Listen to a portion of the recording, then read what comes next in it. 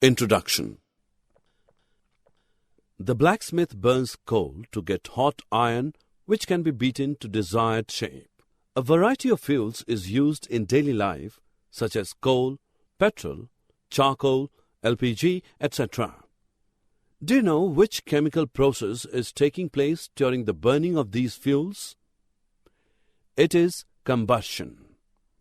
In this lesson, you will learn about combustion of fuels. Objectives. At the end of this lesson, you will be able to explain combustion and its types, define ignition temperature, explain the necessary conditions for combustion, describe fire extinguishers, list types of combustion. Rohan is performing a simple activity. He is burning a magnesium wire on a flame. Notice carefully. Heat and light is also produced along with magnesium oxide. Now look at the burning of coal. This burns in air producing carbon dioxide, heat and light. In both the example, the substances are reacting with the oxygen of the air to produce heat and light. This process is called combustion. There are two types of substances. Some substances catch fire and burns, while the other group does not catch fire. As you can see, the boy is bringing a lighted matchstick close to the paper and glass. Paper catches fire, and so it is called combustible substance. The glass does not burn, and such substances which cannot burn in air or oxygen are incombustible substances.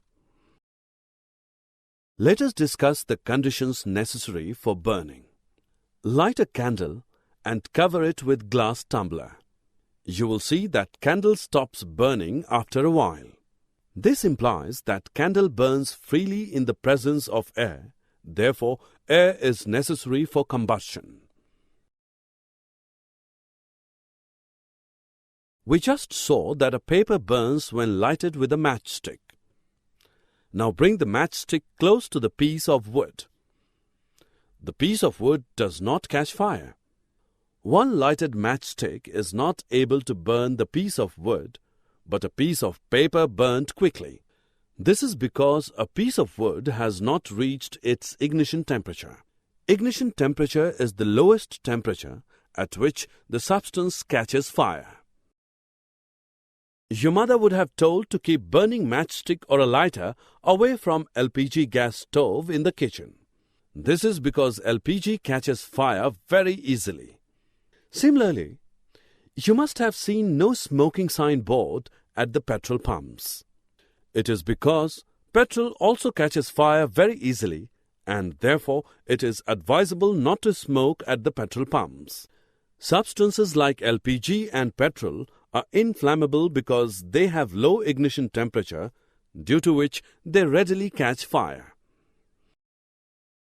Now we will see how the fire can be put off. Fire needs oxygen, heat, and fuel to exist. However, it can be extinguished by removing any one of them.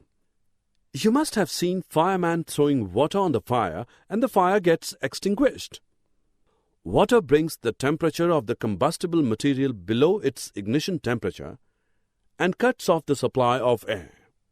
But water is not a good extinguisher for electrical or oil fires. For electrical and oil fires, it is best to use carbon dioxide as an extinguisher. Carbon dioxide, being heavier than oxygen, covers the fire like a blanket, due to which contact between the fuel and oxygen gets cut off.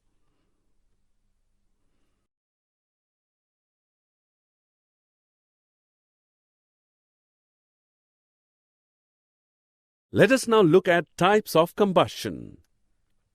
You can see a lady igniting LPG in a kitchen to make food. LPG burns quickly, producing a lot of heat. This type of combustion is called rapid combustion. When white phosphorus is left in the open for some time, it catches fire. This type of combustion is called spontaneous combustion. Other example of spontaneous combustion is the forest fire and fires in coal mines. You must have used fireworks during festival days.